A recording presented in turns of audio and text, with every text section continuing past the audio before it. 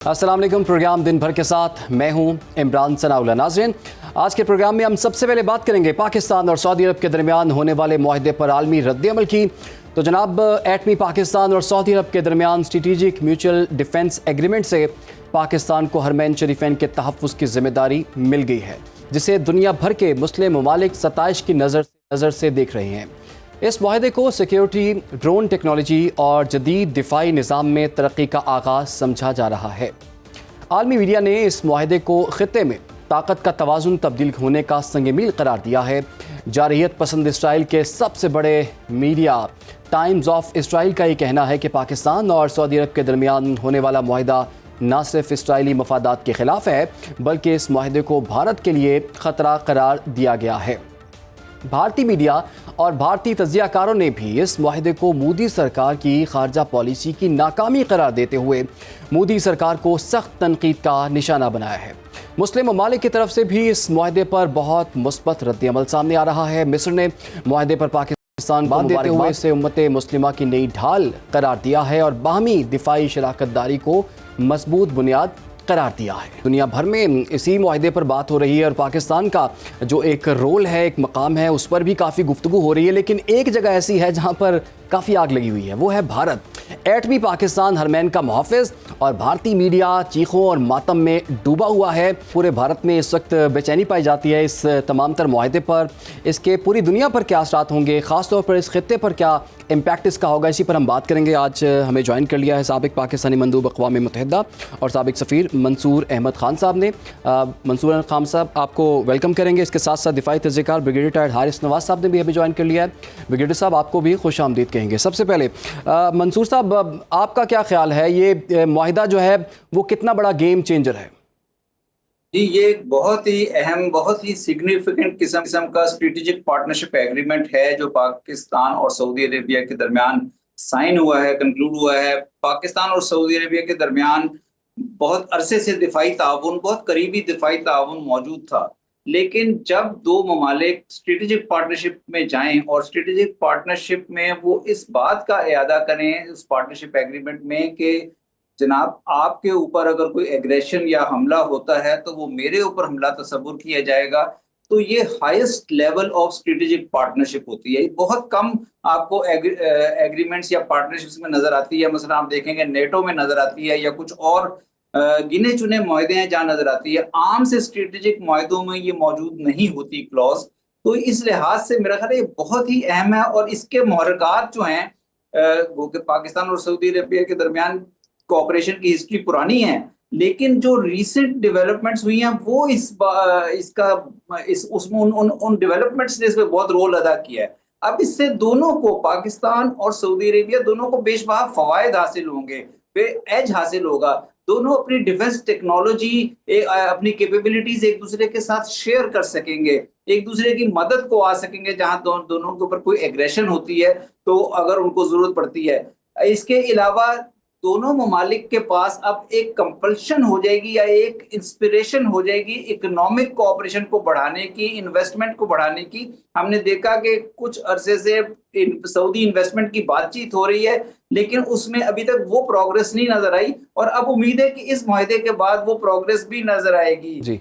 इसके अलावा पाकिस्तानी बहुत बड़ी तादाद में सऊदी अरेबिया में और दूसरे मिडिल ईस्ट के ममालिक में मौजूद हैं, यूएई, कतर, और वो भी इस मुआहदे को बहुत दिलचस्पी से देख रहे हैं।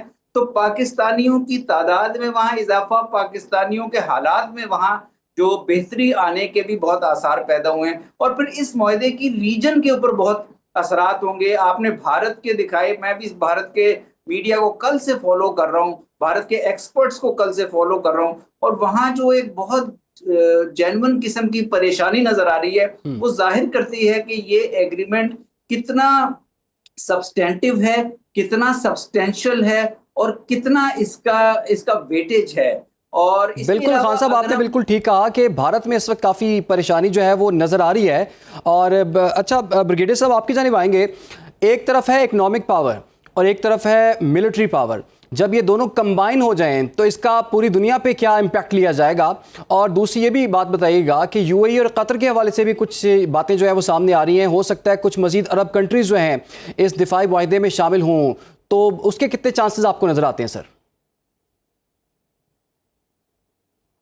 ब्रिगेडियर साहब, बात याद रखें, जब इकोनॉमिक पावर और military power join hand together for a defence mutual agreement, ये एक बहुत लीथल कॉम्बिनेशन है। क्योंकि देखें, पाकिस्तान की मुसल्लह फौज बहुत ही स्ट्रॉन्ग, बैटल हार्डेंड है और पाकिस्तान बहुत रिस्पॉन्सिबल न्यूक्लियर मुल्क है। अब साथ हमें इकोनॉमिक सपोर्ट अगर अफगानिस्तान ये सऊदी किंगडम सऊदी अरब चाहती है और हम कुछ एक वन और डिवीजन और रेज करते हैं उनकी लिए, जो कुछ पोर्शन उसका सऊदी अरब में रहता है और कुछ पाकिस्तान में रहता है, जो एमरजेंसी में शिफ्ट हो सके, इसको रेज करने के लिए जो फंडिंग आती है उससे हमारे मुल्क को भी फायदा होगा, हमारे ये जो लोग रेज होंगे इनका बड़ा फायदा होगा। उसके बाद वो हो सकता है कि हमारी इंडिजिनस प्रोडक्शन जो हो रही है J13, 17 और 10 की, उसका भी हो सकता है कि वो फंडिंग करे और उसकी जो इंडिजिनस प्रोडक्शन करें। बिकॉज नाउ ये जो मिडिल ईस्टर्न कंट्रीज हैं, ये यूरोप टेक्नोलॉजी से निकलना चाह रहे हैं, बिकॉज दे रियलाइज कि ये तो टोटल उनका कंट्रोल है। जब चाहे जिसको चाहे जैम कर ले। और वो ये जितना आपके सामने जब दोहा पे अटैक हुआ है तो वो तो जहाज उनके खड़े थे, एयर डिफेंस सिस्टम खड़े थे, उन्होंने स्विच ऑन नहीं किए, they could do because this whole control is the American. तो अब चाइनीज टेक्नोलॉजी को उन्होंने अपनी अभी परेड के अंदर चाइनीज बैक में इक्विपमेंट दिखाया जिन्हें को हैरान करके रख दिया है। और फिर उनकी साइबर वॉरफेयर, उनकी इलेक्ट्रॉनिक टेक्नोलॉजी जो उन्होंने दिखाई है, पाकिस्तान PL-15 दिखाए हैं और उनके बाद जो मिसाइल हैं, उनका हाइपरसोनिक मिसाइल आगे उन्होंने जो दिखाए हैं, इंटर कॉन्टिनेंट 15,000 किलोमीटर तक फायर करते हैं। तो ये सारी चीजें अब ये मिडिल ईस्ट को, इस्लामिक वर्ल्ड को अट्रैक्ट कर रही है। इसलिए मैं ये बात कर रहा हूँ, इंडिया में तो सबसे मातम है इसलिए कि इंडिया की अब जरूरत नहीं होगी कि पाकिस्तान की तरफ मैली नजर देखे, बिकॉज इस वक्त जो ये Saudi Arab will have to stand with Pakistan.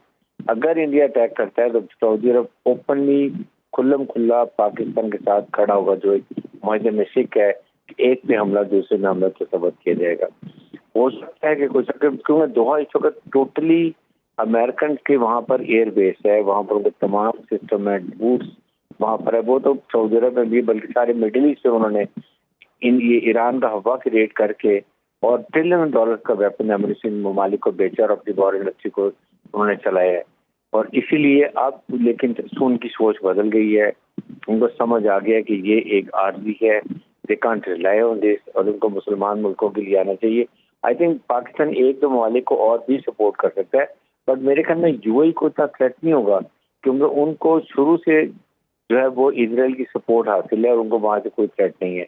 लेकिन सऊदी अरब और दोहा, आई थिंक दोहा शायद अल्टीमेटली भी पाकिस्तान की तरफ देखना शुरू करे इस सपोर्ट के लिए। बिल्कुल जी, बिल्कुल ब्रिगेडियर साहब, आपने बिल्कुल दुरुस्त कहा। अच्छा, मंसूर अहमद खान साहब, आप ये बताइए कि मशरिक़ वस्ता में तो अमेरिका के बड़े स्टेक्स हैं और आपको पता है कि अमेरिका का सबसे बड़ा फ़ौजी अड्डा भी कतर में ही मौजूद है और उसकी अफवाज दीगर ममालिक में भी मौजूद हैं। उनकी सिक्योरिटी की वो कहते हैं जी हम तो इंतज़ामिन हैं इसके।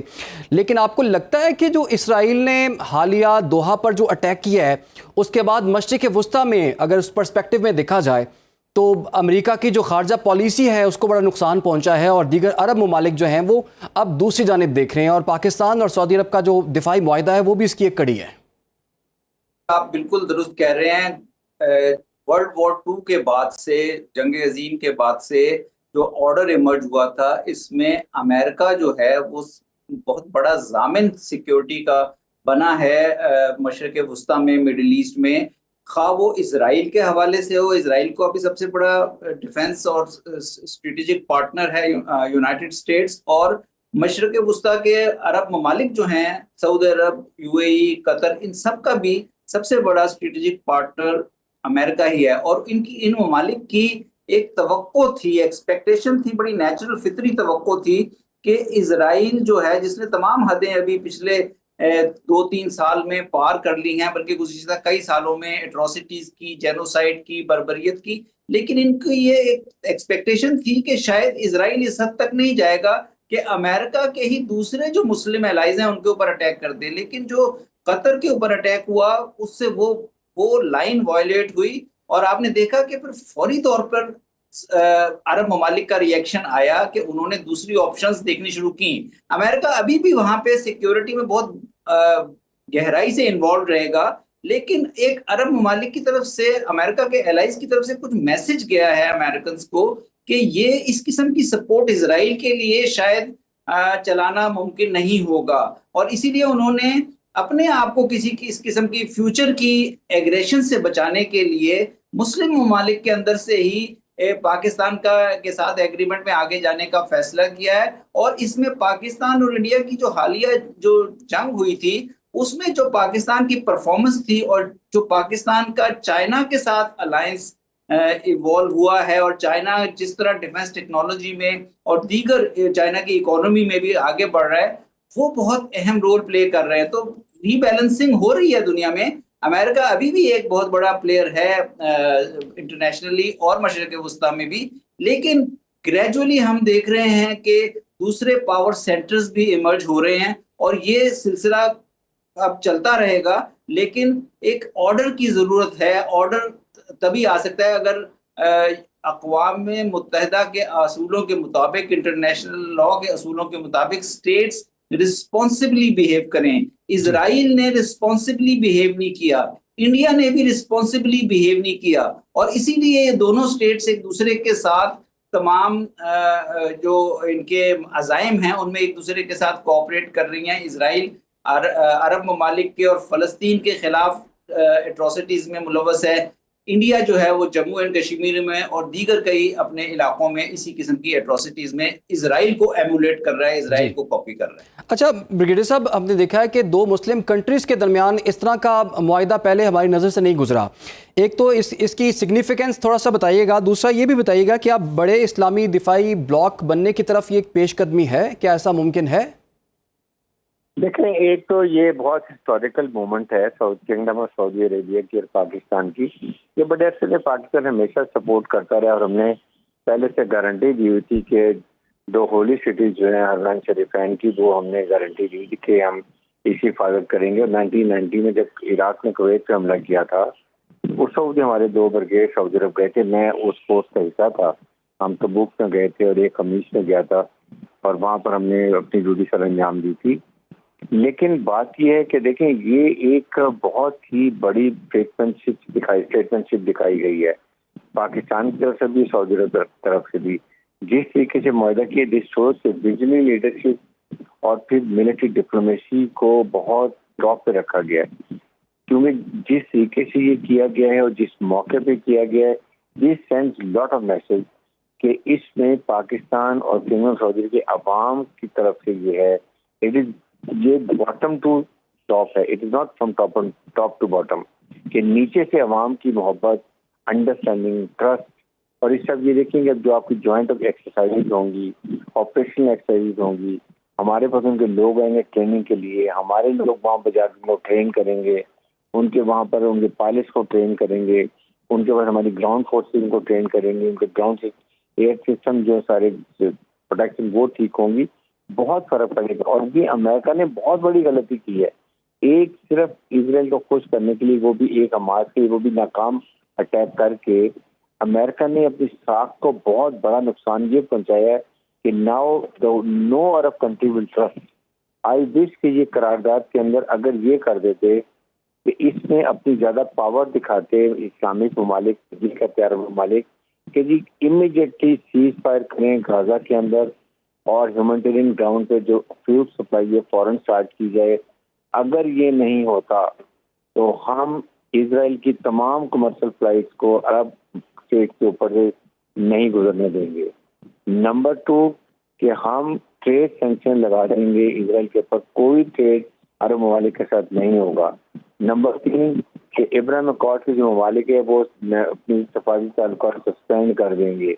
इस तरह की बातें की जाती है। मेरे ख्याल में तो ये डोरबेल था, सिर्फ अनाउंस करना था और इसके दूरस्थ नताज होते हैं। लेकिन मेरे ख्याल में जिन्हों के अमेरिकन का वहाँ इन्फ्लुएंस है, उन्होंने they must have put lot of pressure on this countries, जिसकी वजह से इक़्तिदार नहीं आ सकी, अदरवाइज इससे बहुत फर्क पड़ जाता। ठीक है। अच्छा खान साहब, अगर देखा जाए तो इसमें बड़ी इकोनॉमिक्स भी इन्वॉल्व है, और हमें पता है कि सऊदी अरब ने पिछले कुछ अरसे में अमेरिका के साथ $130 बिलियन के मुख्तलिफ मुआहदे किए हैं। उसमें तिजारती मुआहदे भी हैं और असलहे की डील भी शामिल है।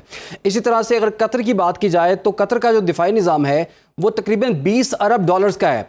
तो अब मुआहिदा अगर पाकिस्तान के साथ सऊदी अरब का हुआ है, और आपको तो पता है कि पाकिस्तान के जो इस वक्त जो कर्ज है वो तकरीबन 120 बिलियन के अराउंड है, تو اکنامک بینیفٹ پاکستان کو کتنا مل سکتا ہے اور اس کی کیا گنجائش ہے یہاں پر؟ دیکھیں، پاکستان کے لیے سب سے بڑا چیلنج ہی اکنامک ہے یا سچویشن آف دا اکانومی ہے. ابھی میں انڈین ٹیلی ویژن پہ بھی جب انالیسس دیکھ رہا تھا تو وہ جب سعودی عرب کے ساتھ انڈیا کی تجارت کا کمپیریزن کرتے ہیں تو وہ تقریباً 41 یا 42 بلین ڈالرز ہے. پاکستان کی جو تجارت ہے وہ شاید 3 سے 4 بلین ڈالر ہے. تو میرا خیال ہے کہ یہ جو ڈفرنس ہے، پاکستان جو اپنے کیپیسٹی یا اپنے پوٹینشیل سے نیچے ٹریڈ کر رہا ہے، یا پاکستان کی اکانومی بھی اپنے پوٹینشیل سے کئی سال سے نیچے آپریٹ کر رہی ہے، فنکشن کر رہی ہے. اس سچویشن کو چینج کرنا بہت ضروری ہے. اب اس میں واقعی یہ ایگریمنٹ، یہ پارٹنرشپ جو ہے، یہ پاکستان کے لیے ایوینیوز کھولے گی، لیکن اب ان ایوینیوز پہ آگے بڑھنے کی ضرورت ہوتی ہے. آگے بڑھنے کے لیے آپ کو ایک سٹیبل قسم کی پروگریس چاہیے. آپ سعودی عربیہ کے ساتھ بھی، اور جس طرح کے نظر آ رہا ہے کہ بہت سے دیگر جو عرب ممالک ہیں، قطر ہے یا یو اے ای ہے، وہ بھی اس قسم کی پارٹنرشپ کو بڑی دلچسپی سے دیکھ رہے ہیں. تو میرا خیال ہے کہ جو پاکستان کو ایک ڈائنامک انگیجمنٹ ڈپلومیٹک لیول پہ، پولیٹیکل لیول پہ، ملٹری لیول پہ آگے بڑھانی ہوگی. اور چونکہ جیسے آپ نے ذکر کیا کہ ان ممالک کے بہت اچھے، بہت کلوز قریبی ڈیفنس تعلقات ہیں امریکہ سے بھی، تو پاکستان کو یونائٹڈ اسٹیٹس کے ساتھ بھی ایک انگیجمنٹ میں جانا ہوگا جہاں یہ میسج دیا جائے کہ ہم کوئی اسٹیبلٹی کو تھریٹن کرنے کی کوشش نہیں کر رہے، بلکہ ایک اسٹیبلٹی لانے کی کوشش کر رہے ہیں. ابھی ہمارے لیڈران جا رہے ہیں یو این جنرل اسمبلی کے سیشن میں پارٹیسپیشن کے لیے، اور وہاں ان کی یو ایس لیڈرشپ سے بھی ملاقات متوقع ہے. تو میرا خیال ہے ان ایریاز کو، ان پیغامات کو ری انفورس کرنے کی ضرورت ہے. اور پھر یہ ایک ایسی پارٹنرشپ ایگریمنٹ ہے پاکستان اور سعودی عربیہ کا، کیونکہ پاکستان اور سعودی عربیہ کی ریلیشن شپ بہت ایک اہم ریلیشن شپ ہے. اگر ہم اس سے اسٹریٹجک اور اکنامک بینیفٹس لینا چاہتے ہیں تو پولیٹیکلی بھی ہمیں اس ایگریمنٹ پہ، اس پارٹنرشپ پہ انٹرنلی بھی کنسنسس پاکستان کے اندر ڈیولپ کرنا ہوگا، تمام سیاسی نظام میں اور تمام سیاسی پارٹیز میں. تو میرا خیال ہے اس کو بہت احتیاط سے اس سارے معاملے کو آگے لے کر چلنے کی ضرورت ہے. اس سارے معاملے کو بڑی احتیاط سے آگے لے کے چلنے کی ضرورت ہے. بہت شکریہ آپ کا سابق سفیر منصور احمد خان صاحب، آپ نے ہمیں وقت دیا، اور بریگیڈیئر حارث نواز بھی بہت بہت شکریہ. اور یقیناً پاکستان کا رول جی آنے والے دنوں میں بہت زیادہ بڑھتا ہوا دکھائی دے رہا ہے. پوری دنیا میں پاکستان کی اکنالجمنٹ بھی ہو رہی ہے، اور ایک ملٹری پاور کے طور پر تو پاکستان نے ویسے ہی دنیا کو منوا لیا ہوا ہے. دیکھیں گے جی اس کا کیا ایفیکٹ ہوتا ہے. اور ہم یہ بھی دیکھ رہے ہیں کہ دونوں ممالک جو ہیں وہ ایک دوسرے کی اسٹرینتھ سے کتنا فائدہ لے سکتے ہیں. یعنی کہ پاکستان کی جو ملٹری اسٹرینتھ ہے اس کا سعودی عرب کو کیا فائدہ ہو سکتا ہے، کتنی سیکیورٹی گارنٹیز مل سکتی ہیں. اور پاکستان کی اگر بات کی جائے تو یہاں پر سب سے بڑا مسئلہ معیشت کا ہے، اور پاکستان معاشی طور پر کیا گین حاصل کر سکتا ہے، تو یہ تو آنے والا وقت ہی بتائے گا. کچھ مزید اہم معاملات پر بھی ہم نے بات کرنی ہے، لیکن اس سے پہلے ایک چھوٹی سی بریک. آپ ہمارے ساتھ رہیے. پروگرام میں ایک مرتبہ پھر سے جی آپ کو خوش آمدید کہتے ہیں. آگے بڑھتے ہیں. پاکستان نے دنیا کے سب سے بڑے فورم پر بڑا اقدام اٹھایا ہے. افغان سرزمین سے دہشت گردی اور دراندازی کے ناقابل تردید ثبوت سلامتی کونسل میں پیش کر دیے ہیں. پاکستانی مستقل مندوب عاصم افتخار احمد نے یہ انکشاف کیا ہے کہ افغانستان میں 60 سے زائد دہشت گرد کیمپ سرگرم ہیں، جو کہ پاکستان کے نہتے شہریوں اور سیکیورٹی فورسز پر حملوں کے لیے استعمال ہو رہے ہیں. داعش، القاعدہ، T T P, B L A اور مجید بریگیڈ، یہ سب دہشت گرد گروہ افغان سرزمین سے اپنی کارروائیاں چلا رہے ہیں. پاکستان نے واضح کر دیا ہے کہ 6000 جنگجوؤں کے ساتھ ٹی ٹی پی سب سے بڑا خطرہ ہے. پاکستان نے بتا دیا کہ دہشت گرد نہ صرف منظم حملوں بلکہ غیر قانونی ہتھیاروں کی تجارت اور مشترکہ تربیت میں بھی مصروف ہیں. بھارت کے جتنے بھی یہ کرتوت ہیں وہ پوری دنیا کے سامنے پاکستان لے کر آ رہا ہے. اس کے لیے بہت سے ڈوزیئرز بھی دنیا بھر میں بھجوائے گئے ہیں. اب سلامتی کونسل میں بھی اس معاملے کو اٹھایا گیا ہے، وہاں پر بھی ناقابل تردید ثبوت پیش کیے گئے ہیں. بات کریں گے. ہمیں جوائن کر لیا ہے دفاعی تجزیہ کار ایئر کموڈور ریٹائرڈ خالد چشتی صاحب نے. چشتی صاحب آپ کے وقت کا بہت شکریہ. اس کے ساتھ ساتھ سابق سفیر نائلہ چوہان صاحبہ بھی ہمیں جوائن کر چکی ہیں، آپ کو بھی ویلکم کریں گے. خالد چشتی صاحب، ہم دیکھ رہے ہیں کہ پاکستان ایک طویل عرصے سے کچھ ڈوزیئرز ہیں جو کہ پوری دنیا میں بھیجے بھی جاتے ہیں، ثبوت بھی دکھائے جاتے ہیں، پریس کانفرنسز بھی ہوتی ہیں، کچھ کالز بھی ہم نے ریکارڈ کر کے رکھی ہوئی ہیں تو وہ بھی ہم دکھا رہے ہوتے ہیں. تو بھارت کا اس تمام تر ریجن کے اندر جو رول ہے وہ ایک دہشت گرد ریاست کے طور پر جو ہے وہ پوری دنیا کو بتایا جا رہا ہے. اب سلامتی کونسل میں بھی کچھ ثبوت جو ہیں وہ بھجوائے گئے ہیں. آپ کو کیا لگتا ہے، اب تو پاکستان کی بات پر پوری دنیا یقین کر رہی ہے، اس دفعہ کیا امپیکٹ ہوگا ان باتوں کا؟ بہت شکریہ، آپ نے انوائٹ کیا. آپ نے بالکل ٹھیک تجزیہ کیا کہ وہ وقت زمانہ چلا گیا جب ہندوستان کا ایک اپنی مائٹ اکانومی کی وجہ سے، ایک بہت بڑی پاپولیشن کی وجہ سے، ایک بڑی جمہوریت ڈیموکریسی کی وجہ سے، اور کلوز کلیبریشن جو دونوں طرف انڈیا کرتا تھا. ایک طرف رشیا کے ساتھ بہت زیادہ اس کی دوستی تھی اور دوسری طرف امریکہ کو بہت زیادہ انگیج کرتا تھا، اور ایک نیشنل لیول پر اس نے جو اپنا انٹرسٹ کریٹ کیا ہوا تھا امریکہ اور رشیا کی نظر میں، وہ بہت دہائیوں تک کامیابی سے اس نے چلایا ہے. لیکن اب دنیا بدل گئی ہے، اب ڈیجیٹل زمانہ ہو گیا ہے، سیٹلائٹ ہو گیا ہے، ٹروتھفلنس ہو گئی ہے، اب ایکسپوئر ہے ہر ایک کے پاس موبائل ہے، میڈیا بہت سٹرونگ ہو گیا ہے. تو اب دنیا زیادہ ریئلزم کی طرف چلی گئی ہے اور ہر ایک کو ایکسیس ہے انفارمیشن کا تھرو انٹرنیٹ. تو ابھی آپ نے دیکھا کہ دنیا نے ابھی پہلگام کا جب واقعہ ہوا تھا، فالس فلیگ آپریشن ہوا تھا، اس وقت بھی دنیا ثبوت مانگتی رہی. دنیا نے بلائنڈلی یقین نہیں کیا تھا ہندوستان پر کہ جو آپ کہہ رہے ہیں بالکل ٹھیک کہہ رہے ہیں. ماضی میں ہمارا انفارچونیٹلی ہمارے ساتھ لوگوں کا رویہ اور خاص طور پر بڑے ملکوں کا رویہ یہی تھا کہ پاکستان شاید کسی نہ کسی طرح انوالو ہے، اور وہ ہندوستان کی طرف انکلینیشن آپ کو نظر آتی تھی. اب ماحول بدل گیا ہے، دنیا لاجک سے چل رہی ہے، اور ہم نے بھی ابھی مارک حق میں مئی 2025 میں اپنی ریلیونس دنیا کے سامنے ثابت کی ہے، اپنی الحمدللہ طاقت ثابت کی ہے. اور جب آپ فتح یاب ہوتے ہیں تو ایک اپنے آپ کو آپ سٹرینتھ دیتے ہیں اور دنیا اس کو ایکسیپٹ کرتی ہے. دنیا نے ہماری پوزیشن اب سمجھ بھی لی ہے، ماننا بھی شروع کیا. ہماری باتوں میں ٹریک ریکارڈ میں بھی پہلگام میں ہمارا ریکارڈ تھا کہ ہم نے نیوٹرل انکوائری کی باتیں کہی تھی. ہم نے کہا تھا کہ ہم کنڈیم کرتے ہیں سارے سلسلے کو اور کوئی بھی باڈی آ کے انکوائری کر لے، لیکن ہندوستان نے نہیں مانا تھا. تو ہماری بات میں اب لوگوں کو اب وزن لگتا ہے. اس دفعہ مجھے لگتا ہے کہ ہندوستان کے لیے مشکل پیش آئے گی اپنے آپ کو ڈیفینڈ کرنا یا پاکستان کی بات کو آؤٹ رائٹلی ڈینائی کرنا. تو یہ بڑا آئیڈیل سرکمسٹانسز ہے. پاکستان کی کلوزنس بڑی ہے امریکہ کی نظر میں بھی، مڈل ایسٹ کی نظر میں بھی، ایون ہمارے بہت سارے ویسٹرن ملک اب ہماری اور دوست ملک ہماری بات بہتر سمجھتے ہیں. تو اب فیوریبل انوائرمنٹ مجھے لگتا ہے. بالکل جی، پاکستان کے لیے فیوریبل انوائرمنٹ ہے. نائلہ صاحبہ، آپ کو کیا لگتا ہے کہ ابھی جو فیکٹس جو سامنے آ رہے ہیں کہ بھارت کے حاضر سروس جو فوجی ہیں وہ بھی دہشت گردی کارروائیوں میں پاکستان میں ملوث ہیں، اور اس کے تانے بانے بھی ہمیں مل رہے ہیں، ہمیں ساری ڈیٹیلز کا بھی پتہ ہے. لیکن اس سے بڑی مثال بھی ہمارے سامنے موجود ہے. آپ کو پتہ ہے کلبھوشن یادو جو ہے وہ بھی حاضر سروس بھارتی فوجی جو کہ پاکستان کی تحویل میں ہے. دنیا اس پر کوئی نوٹس کیوں نہیں لیتی، اور کیا عالمی برادری بھارت پر دباؤ نہیں ڈال سکتی کہ آپ اپنے ہمسایہ ممالک میں دہشت گردانہ کارروائیاں کرنے سے باز رہیں؟ دیکھیے، دنیا جو ہے نا comprises member countries. U N کی بات جب آپ کرتے ہیں تو سارے ممالک جو ہیں وہ ایک تو یو این میں متحدہ جو ایشوز ہوتے ہیں، کامن انٹرسٹ ہوتے ہیں، ان پہ کام کرتے ہیں، اور پھر اپنے نیشنل جو انٹرسٹ ہوتے ہیں ان کو پروموٹ کرتے ہیں. گلبھوشن یادو جو ہے وہ ایک زندہ مثال ہے ہندوستان کا اسٹیٹ اسپانسرڈ ٹیررزم کا.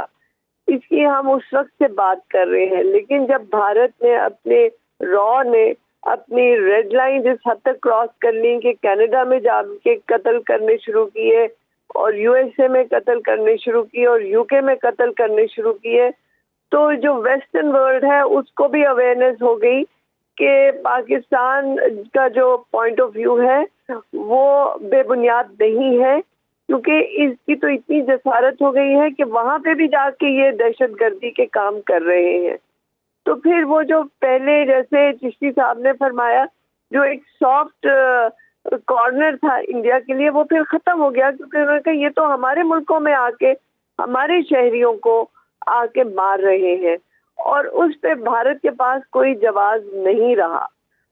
اب جب آپ نے جو ہے یہ ڈوسیئر اکٹھے کر کے یونائٹڈ نیشنز میں پریزنٹ کیے ہیں، تو جتنے وہاں پہ ممبر کنٹریز ہیں کچھ تو بھارت کی دہشت گردی کے شکار ہو چکے ہوئے ہیں، اور باقی جو ہے وہ سمجھ گئے ہیں کہ بھارت جو ہے وہ ایک ریلائبل پلیئر نہیں ہے، ایک ایسا پلیئر نہیں ہے جس کو آپ وہ کریڈیبلٹی دے سکیں جو کہ ان کو پہلے تھی.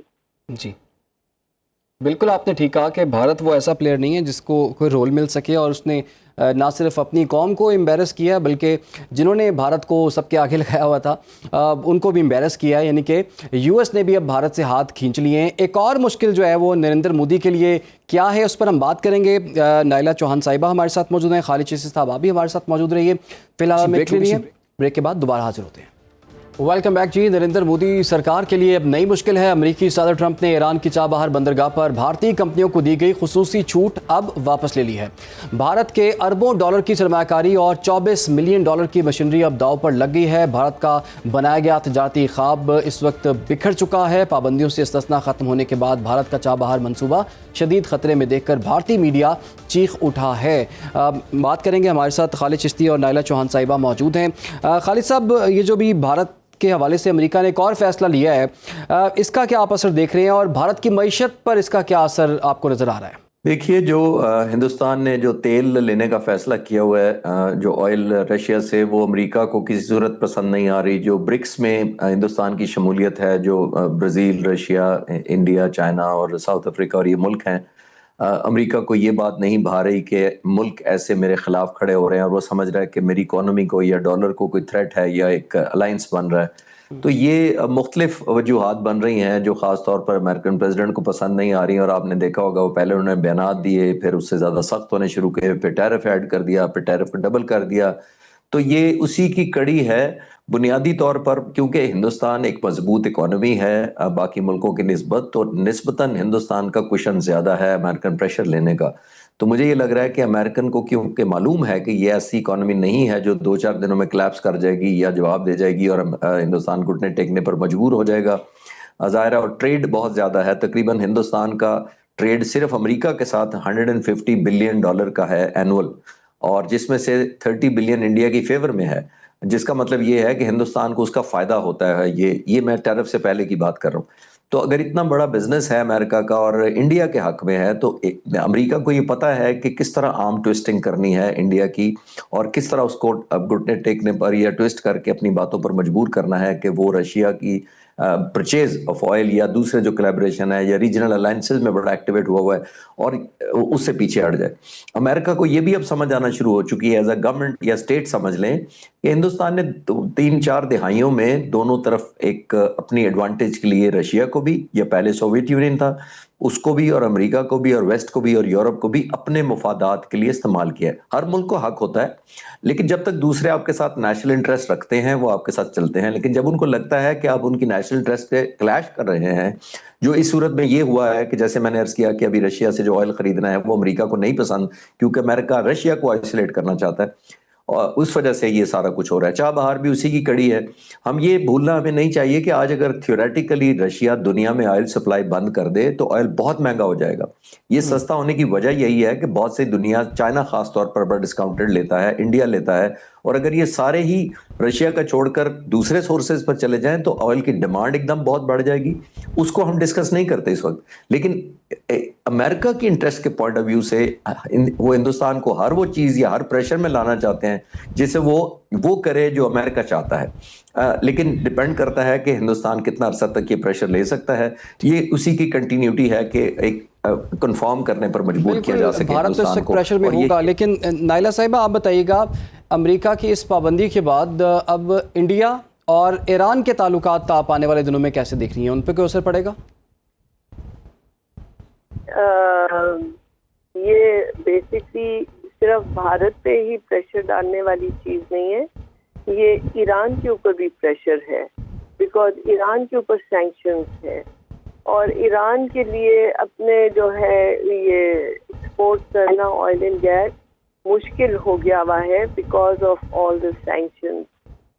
تو یہ بھارت کو چپیڑ ہے، لیکن ڈنڈا جو ہے وہ ایران کو پٹ رہا ہے، بیکاز ایران کی جو ہے یہ بائی پراکسی ایکسپورٹ ہو رہی تھی تھرو انڈیا۔